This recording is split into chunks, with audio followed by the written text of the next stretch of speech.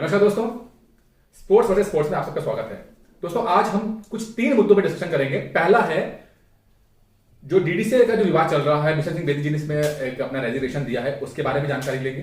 साथ में विराट कोहली और सुनील गावस्कर में एक जो विवाद चल रहा है उसके बाद जानकारी लेंगे। साथ में हम देखेंगे कि आईपीएल में जो टीमें हैं वो 2022 में 8 से बढ़ के 10 हो जाएंगी, तो इसके बारे में भी हम लोग एक डिस्कशन करेंगे। दोस्तों स्वागत है आप सबका स्पोर्ट्स वर्सेस स्पोर्ट्स में, और मैं स्वागत करता हूं अपने स्पोर्ट्स एक्सपर्ट सलील जी का। और सबसे पहले उनसे पूछेंगे कि जो डीडीसीए का जो विवाद चल रहा है उसमें आपके क्या बात है, आप क्या कहना चाहते हैं? नमस्कार दोस्तों, सबसे पहले आप सबको क्रिसमस की बहुत बड़ी शुभकामनाएं पूरे सारे इंडिया में और पूरे वर्ल्ड में जहां भी हमारे व्यूअर्स देख रहे हैं, क्रिसमस के लिए बहुत बहुत बधाई हो। ठीक है, डीडीसीए का जो विवाद चल रहा है उसमें बिशन सिंह बेदी जी ने मतलब कहा है कि उनके नाम का जो स्टैंड है वहां पे दिल्ली में फिरोजा कोटला मैदान में, तो उसको रिमूव करने के लिए उन्होंने कहा है, क्योंकि अरुण जेटली जी की वहां पे एक मूर्ति बन रही है, वो लगाई जा रही है। इसको लेके वो काफी मतलब उनका जो कहना है कि प्लेयर्स के साथ जो नाइंसाफी होती रही है या जो क्रेडिट प्लेयर्स को मिलना चाहिए था वो शायद क्रेडिट प्लेयर्स को नहीं मिल रहा है। पॉलिटिशियंस ज्यादा हावी रहते हैं, पॉलिटिशियंस ज्यादा उनके बारे में ज्यादा उनको प्रमोट किया जाता है। इस बात से खफा है वो, इसलिए उन्होंने अपना स्टैंड जो उनके नाम जो स्टैंड है उसको उन्होंने वापस करने को कहा है। एक बात मैं कहना चाहूंगा इसमें कि जो डीडीएसए का विवाद चल रहा है, देखिए बिशन सिंह बेदी जी का स्टैंड ऑलरेडी वहां पर है, ठीक है, और वो इसके मेंबर भी हैं डीडीसीए के। जब अरुण जेटली जी की मूर्ति लगाने की बात चल रही है, कोई 6 फीट की मूर्ति है, तब बेदी जी ने कहा है कि अरुण जेटली एक एडमिनिस्ट्रेटर थे, पॉलिटिशियन थे, वो क्रिकेटर नहीं थे।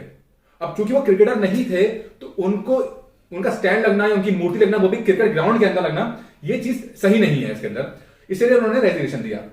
दोस्तों कुछ एक बात मैं कहना चाहूंगा आपसे कि जो इंडिया का जो स्थिति है, चाहे वो अरुण जेटली हो या कोई और भी हो, पॉलिटिशियंस का इन्वॉल्वमेंट स्पोर्ट्स अथॉरिटीज में बहुत ज्यादा है। लगभग अगर करंट लेवल की बात करते हैं, करंट टाइम की बात करते हैं, लगभग 50% से ज्यादा स्पोर्ट्स अथॉरिटीज के अंदर पॉलिटिशियंस हैं वो, और ये सब पार्टीज के हैं इसमें, चाहे कांग्रेस के हो या बीजेपी के हो या सब पार्टीज के हैं।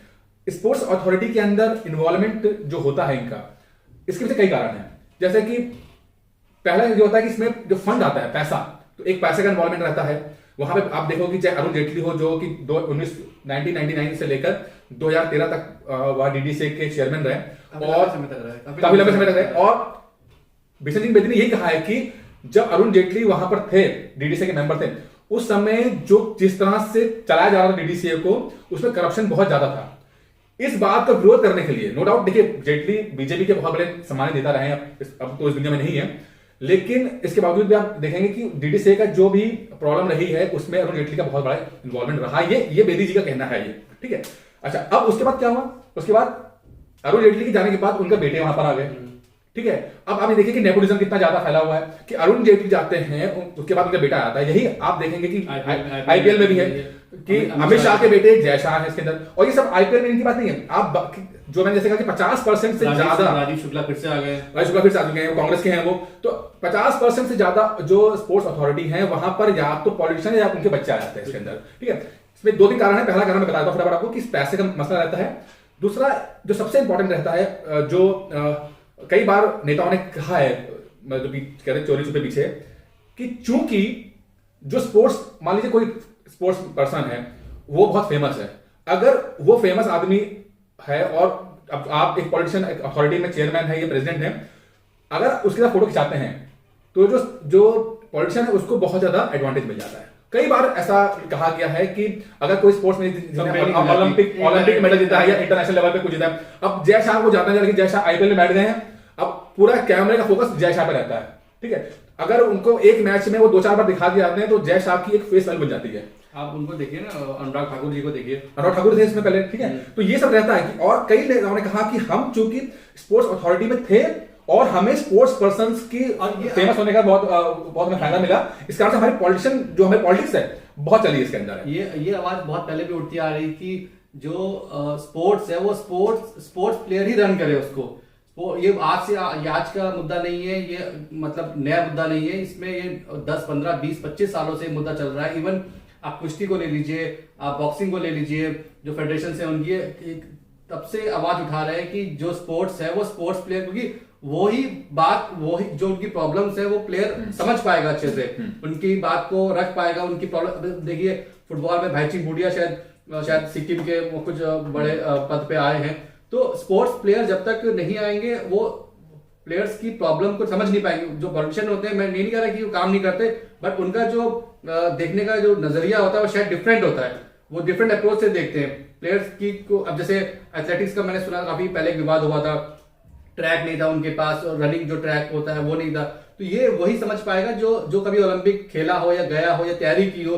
तो शायद मुझे लगता है या आवाज पहले से उठ रही कि शायद जो स्पोर्ट्स अथॉरिटी है वो स्पोर्ट्स प्लेयर ही उसको रन करे। अब आपको शायद जानकारी में डाल दूं कि सुशील कुमार जी जो है वो जिस स्टेडियम से जहां से उन्होंने प्रैक्टिस करी थी, जहां से वो प्रैक्टिस करके अपना ओलंपिक मेडलिस्ट बने, अब वो वहीं के शायद बहुत बड़े शायद हेड ऑफ द डिपार्टमेंट बन गए, एचओडी बन गए हैं। तो ये अच्छा मूव है कि अब वो अपनी निगरानी में लड़के तैयार करते हैं। उनको पता है कि क्या, वो कह रहे थे कि जो प्रैक्टिस जिस इक्विपमेंट्स पे जो उन्होंने इंटरनेशनल लेवल पे आके जब प्रैक्टिस करी वो उन्होंने सेटअप वहीं पे डाल दिया, अभी से डाल दिया कि बच्चे अभी से प्रैक्टिस उसकी कर रहे हैं।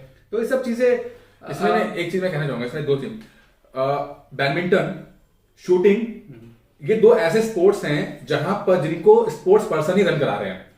जब ये स्पोर्ट्स पर्सन एडमिनिस्ट्रेशन में आते हैं रिटायर होने के बाद और जब उसको रन करते हैं, आप देखिए कि बैडमिंटन में भी हमारी परफॉर्मेंस बहुत अच्छी रही है। वीरेंद्र रस्किना, हाँ, हॉकी में आए, और यही कारण है कि हॉकी जो इस समय इंडिया की रैंकिंग नंबर 4 पे चल रही है। वीरेंद्र रस्किना जो कैप्टन रहे हैं, और जब वो मैनेजमेंट में आए उन्होंने कुछ चेंजेस किए, आज इंडिया की हॉकी नंबर 4 पे आ चुकी है। हमने शूटिंग्स में हमने परफॉर्मेंस अच्छी रही है, हमारे बैडमिंटन में परफॉर्मेंस अच्छी रही है। तो ये एक माना आता है कि जब स्पोर्ट्स पर्सन एडमिनिस्ट्रेशन में आएंगे तो परफॉर्मेंस रहेगी इसमें। उम्मीद करते हैं कि इन फ्यूचर में पॉलिटिशियंस का इन्वॉल्वमेंट कम रहेगा। मैं ये नहीं कहता कि अच्छे पॉलिटिशियंस नहीं आए हैं, कई लोगों ने बहुत सा परफॉर्मेंस दिया है, चाहे वो जगमोहन डालमिया रहे हों, ठीक है, चाहे आपका माधवराव सिंधिया रहे हों, एक साल्वे साहब थे, उनका बहुत रहा था, स्पोर्ट्स क्रिकेट के बहुत शौकीन थे, वो एनपी के साल्वे का चलती है, प्रॉफिट होती है। तो कुछ लोग बेहतर आए, लेकिन हमें ये देखना पड़ेगा कि जो एडमिनिस्ट्रेटर पॉलिटिशियन है वो सचमुच काम का है कि नहीं है। तो कुछ हमें इसमें रूल्स रेगुलेशन बनाने चाहिए। उम्मीद करते हैं फ्यूचर में भारत सरकार ऐसा कुछ सिस्टम बनाएगी। प्रॉब्लम बस ये है कि भले ही पॉलिटिकल पार्टीज अलग अलग हों, लेकिन जब स्पोर्ट्स अथॉरिटी की बात आती है तो सभी पॉलिटिकल पार्टीज आपस में एक हो जाती हैं और फिर सब मिल बांट के कहते हैं ना कि इसमें अपना फायदा उठाते हैं। इसके अंदर आप लोगों की राय क्या है, आप लोग कमेंट बॉक्स में इस बारे में बताइएगा। दोस्तों अब सेकंड नंबर चलते हैं। दूसरा जो हमारा टॉपिक है, गावस्कर साहब ने एक ट्वीट किया है और उन्होंने कहा है कि विराट कोहली जो कि ऑस्ट्रेलिया में समय है और ऑस्ट्रेलिया में पहला टेस्ट मैच खेला उन्होंने, उसके बाद वो इंडिया वापस आ रहे हैं क्योंकि उनका वो फादर बनने जा रहे हैं, वो छुट्टी लेकर आए हैं। इंडियन टीम अभी भी ऑस्ट्रेलिया में है, अभी 3 टेस्ट मैच खेलना उनको बाकी है। गावस्कर साहब बोलते हैं कि जब विराट कोहली, क्योंकि विराट कोहली है तो इसलिए वो उनको परमिशन मिल गई कि वो इंडिया आ जाएंगे और इंडिया में आके अपनी वाइफ और अपने बच्चे का ख्याल रखें। बल्कि उसके उल्टा जब हम देखते हैं कि जो नटराजन है, जो नए बॉलर आए हैं, वो नटराजन जो आईपीएल जब खेल रहे थे उस समय फादर बनते हैं। नटराजन सीधे ऑस्ट्रेलिया जाते हैं, वहां पर अपने टूर्नामेंट जो भी 2020 खेलते हैं, वनडे भी खेलते हैं और टेस्ट मैच में ना होने के बावजूद भी वो अभी भी एज अ नेट बॉलर या प्रैक्टिस बॉलर अभी भी वहां पर है। मतलब वो अगले साल जनवरी के तीसरे हफ्ते में अपनी बेटी को देखेंगे। एक तरफ तो नटराजन है जो फादर बन चुके हैं, लेकिन 2-3 महीने हो चुके हैं उसके बावजूद वो अपनी बेटी को देखेंगे, और एक तरफ है कोहली जो फादर बनने वाले हैं, बने भी नहीं है, शायद अगले महीने उनका फादर बनेंगे वो, और वो छुट्टी लेके जा रहे हैं। ऑस्ट्रेलिया का दौरा सबसे क्रूशल दौरा होता है, सबसे मुश्किल दौरा माना जाता है। कहते हैं ग्रेव यार्ड ऑफ कैप्टन होता है यहाँ पे, मतलब जो कैप्टन बन के जाता है और टीम हारती है वापस उन्हें कैप्टन बन के नहीं आता है वो, ठीक है। ऐसे खतरनाक टूर्नामेंट में, ऐसे खतरनाक एक सीरीज में क्या सही है कि विराट कोहली का इंडिया वापस आ जाना जब हमारी टीम की परफॉर्मेंस बहुत खराब रही है। पहला टेस्ट मैच हम हार चुके हैं और अगला टेस्ट मैच जीतने की भी कोई बहुत उम्मीद नहीं है, क्योंकि हमारे मोहम्मद शमी इंजर्ड हो चुके हैं, ओपनिंग का मसला हमारे है, रोहित शर्मा नहीं है, विराट कोहली वापस आ रहे हैं, तो किस तरह जीतेंगे इस पर हम अगले वीडियो में डिस्कशन करेंगे। तो आपका क्या राय है, आप क्या कहना चाहते हैं? देखिए, इस बारे में हम लोग पहले भी बात कर चुके थे, पिछले वीडियो में बात कर चुके थे। देखिए, प्रॉब्लम बस वही है कि आप एग्जाम्पल क्या सेट करते हो अपने युवा खिलाड़ियों के लिए, एग्जाम्पल आप क्या सेट करते हो, बात सिर्फ इतनी सी है।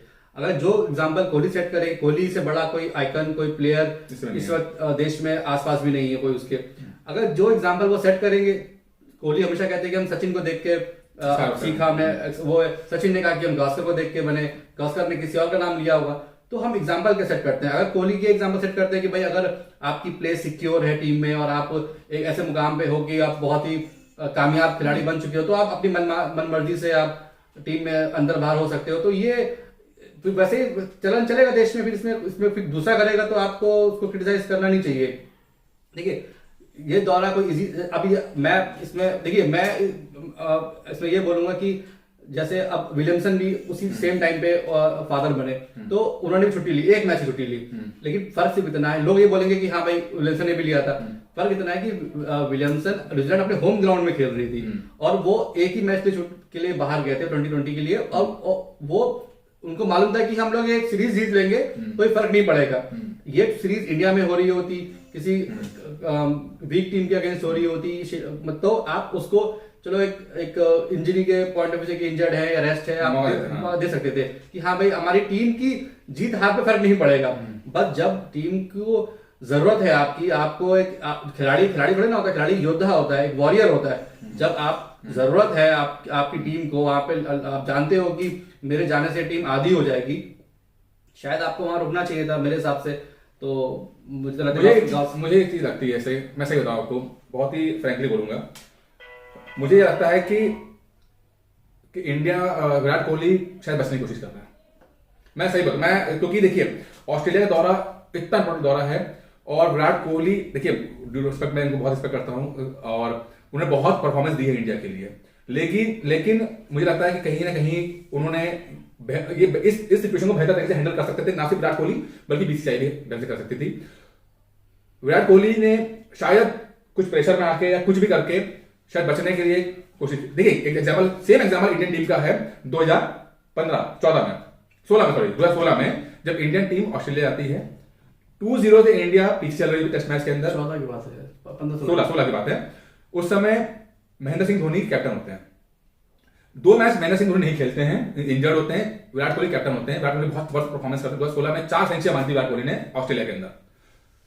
16 में तीसरा टेस्ट मैच में धोनी वापस आते हैं, कैप्टन बनते हैं, तीसरा टेस्ट मैच इंडिया ड्रॉ कर जाती है, किसी तरह से ड्रॉ कर जाती है। ड्रॉ करने के बाद जैसे ही ड्रॉ होता है महेंद्र सिंह धोनी रिटायरमेंट की अनाउंसमेंट दे देते हैं और कहते हैं कि भैया मैं टेस्ट मैच छोड़ रहा हूं। किसी को नहीं पता होता है, चाहे कोच को, अगले बीसीसीआई, किसी को नहीं पता होता है कि महेंद्र सिंह धोनी रिटायरमेंट लेने जा रहे हैं। ऑस्ट्रेलिया के दौरा में जब एक टेस्ट मैच बाकी है, आप 2-0 पीछे चल रहे हैं, आप वहां पर जाकर रिटायरमेंट ले रहे हैं, क्या मतलब है? क्या तो क्या दुख इस बात का है कि जितने एक्सपर्ट्स हैं उन्होंने किसी ने भी इस बारे में कोई बात नहीं की। देखिए उनके मसले रहते हैं क्योंकि वो उनका अपना कॉन्ट्रैक्ट का रहता है, उनका इंटरव्यू नहीं मिलेगा। मुझे टॉम अल्टर का एक मैंने टाइम्स ऑफ इंडिया में बहुत अच्छा आर्टिकल आया था, जब टॉम अल्टर जो अभी इस समय नहीं है दुनिया में, बहुत फेमस अभिनेता रह चुके हैं, उन्होंने इस बात को क्रिटिसाइज किया कि भाई आप जब नेशनल ड्यूटी पे गए हो, आप इतने मुश्किल दौरे में गए हो, आप बीच में रिटायरमेंट ले रहे हो, रात रात सपना आपका आ गया रिटायरमेंट लेने का, आप बच के भाग रहे। जहां टेस्ट में ड्रॉ हुआ आपने बचने की कोशिश कर दी, आपको रिटायरमेंट लेना था, आप पहले प्लान करते कि भैया मैं अगले टेस्ट मैच के बाद रिटायरमेंट लूंगा, अगले सीरीज पर रिटायरमेंट लूंगा। यही विराट कोहली का कहानी है। जब मुश्किल का दौर है, जब इस समय इनको सबसे ज्यादा जरूरत है, आप भागे जा रहे हो अपने। इंडिया में सीरीज होगी तो आप खेलोगे, इंडिया में होगा खेलोगे, क्योंकि सेंचुरी मारा नहीं आपको बैठनी है, वो आपको पता है कि भाई इंडिया जीत ही सकती है वहां पर, तो बच के भाग रहे हो वहां पे और कहोगे यार मेरी गलती क्या है, मैं तो वापस आ गया था, मैं होता तो जिता देता। खैर इसमें हमने अपना पॉइंट ऑफ व्यू दे दिया है, गावस्कर जी का अपना पॉइंट ऑफ व्यू है, इसमें विवाद हो सकता है। गावस्कर ने ये चीज बोल भी दिया है, टाइम्स ऑफ इंडिया शायद देखिए कि रिफ्ट आ गया है इंडियन टीम में, वो क्लियरली दिख रहा है। मुझे लगता है आईपीएल में जो हार हो रही है as a captain Virat Kohli की, वो प्रेशर उनको रोहित शर्मा का आ रहा है। देखिए मुझे लगता है कहीं ना कहीं गावस्कर जी बोल रहे हैं तो अब कुछ समझ के बोल रहे हैं। इसमें रोहित शर्मा का ना जाना, जिस तरह से रोहित शर्मा की इंजरी का मसला इन्होंने हैंडल किया है, सबसे मुश्किल। ऐसा तो होगा नहीं कि रोहित शर्मा को तुम टीम में नहीं लोगे, मेन खिलाड़ी को विराट कोहली को पता ही नहीं है कि रोहित शर्मा की इंजरी की स्थिति क्या है। नहीं, आपका रिफ्ट है तो आप ऐसा नहीं कि रोहित शर्मा टीम से में खेलेगा ही नहीं, पर खेलना दोनों को अभी भी 4-5 साल साथ में ही खेलना है, तो ये ऐसे मैटर सुलटाओगे तो फिर आप बात बनेगी, नुकसान देश का होगा ना इसमें। फिर तो दुख इस बात का होता है जो हमारे जो हम मीडिया हमारी है, चाहे मीडिया हो चाहे एक्सपर्ट्स हो, वो लोग खुल के बात कभी करते नहीं। देखिए गलत है तो गलत है, आप खुल के बोलिए ना, ठीक है, कुछ लोग इसको एग्री करेंगे, कुछ एग्री नहीं करेंगे, लेकिन आप बात तो कहिए। गावस्कर ने अब जाके इतने दिनों बाद जाके इस बात को उठाया, कम से कम उन्होंने हिम्मत की इस बात को लेकर। यह बात कई दिनों से हम लोग कह रहे हैं कि भाई विराट कोहली बहुत गलत फैसला किया, ना सिर्फ विराट कोहली ने बल्कि महेंद्र सिंह धोनी ने बहुत गलत फैसला किया था उस समय जब उन्होंने रिटायरमेंट लिया था। उस समय दुनिया में सब बोल रहे थे अरे विराट कोहली महेंद्र सिंह धोनी का पूरा हक है। अरे हक क्या होता है, आप भैया इंडिया की तरफ खेलने गए हो, आपको उसके पैसे मिलते हैं, आप जिम्मेदारी अपनी है। ये काम तेंदुलकर ने किया होता तो 10 आदमी गाली पर आप अभी देखिए ना फौजी हमारे फ्रंट पे आते हैं, वो थोड़ी वहां पे रिटायरमेंट छुट्टी लेके आ जाएंगे, आप तो मरने के लिए भेज देते हो उन लोगों को। खेल थोड़े ना है ये, वो तो खेल नहीं है, थोड़े ना रिस्पांसिबिलिटी है ये देश की रेपुटेशन दांव पे लगी हुई है, इसको खेल मत समझिए कि ये खेल है। आपको जब मर्जी है आप छुट्टी लेके आ खेला जाओ आपने, यार। खेला और चले गए, इधर रेपुटेशन लगी है, देश की प्रेस्टीज दांव पे लगी हुई है। चलिए तो अब खैर इसमें आप अपना अपना पॉइंट ऑफ व्यू दीजिएगा कमेंट बॉक्स में। तीसरा पॉइंट पे लेके चलते हैं क्योंकि वीडियो बहुत लंबा हो जाएगा। तीसरा पॉइंट ऑफ व्यू हमारा, तीसरा टॉपिक हमारा वो है आईपीएल में 8 की जगह 10 टीमें होंगी 2021 से, इसके बाद 2022 से होंगी। 2022 से आईपीएल में जो एजीएम की जो आईपीएल की जो एजीएम होती है, जो एनुअल जनरल मीटिंग होती है, वो कल हुई थी, 24 दिसंबर को हुई थी, और उसमें ये फैसला लिया गया है कि 2022 में 10 टीमें कर दी जाएंगी।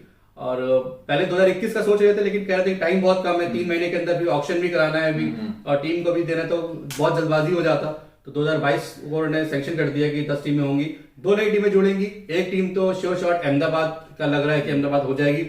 एक टीम के लिए अभी फाइट हो गई पुणे में, शायद लखनऊ की टीम आ सकती है, आपका रांची भी है हंट में, नॉर्थ ईस्ट की कोई टीम आ सकती है, केरला की टीम आ सकती है। तो इन सब टीमों में से कोई एक टीम आएगी, और एक टीम शायद अहमदाबाद की जो सरदार पटेल स्टेडियम जो नया बना है उसमें होगी।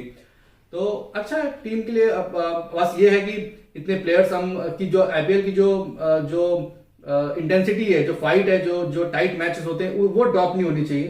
प्लेयर्स ऐसे निकलने चाहिए कि 10 टीम में अच्छे से प्लेयर्स खेलें। ऐसा ना हो कि कोई जैसे वीक लिंक आ जाए, या वीक बॉलर्स हो जाए, या वीक मिडिल ऑर्डर हो जाए, इसका ध्यान रखे टीम। और बाकी तो अच्छा है, टीम ज्यादा बढ़िया। देखते हैं इसमें जब और इन्फॉर्मेशन आएगी तो इसमें हम डिस्कशन करेंगे, ऐसे वीडियो बनाएंगे। अभी तो 1 साल की बात है, अभी तो खैर समय लगेगा। दोस्तों बाकी इस वीडियो में इतना ही था। उम्मीद करते हैं वीडियो को समझ में आया होगा, पसंद आया होगा आपको। और आपको जो भी अच्छा लगता है, चाहे गावस्कर के मैटर में हो, चाहे आपका विशेष सिंह बेदी के मैटर में हो, आप अपनी राय, चाहे हमारे अगेंस्ट आपकी अपने पॉइंट ऑफ व्यू लिखिए, और चैनल सब्सक्राइब जरूर कर लीजिएगा, क्योंकि इसमें बहुत सारी ऐसे ही टॉपिक पर डिस्कशन किया जाएगा। दोस्तों इस वीडियो में इतना ही था, धन्यवाद।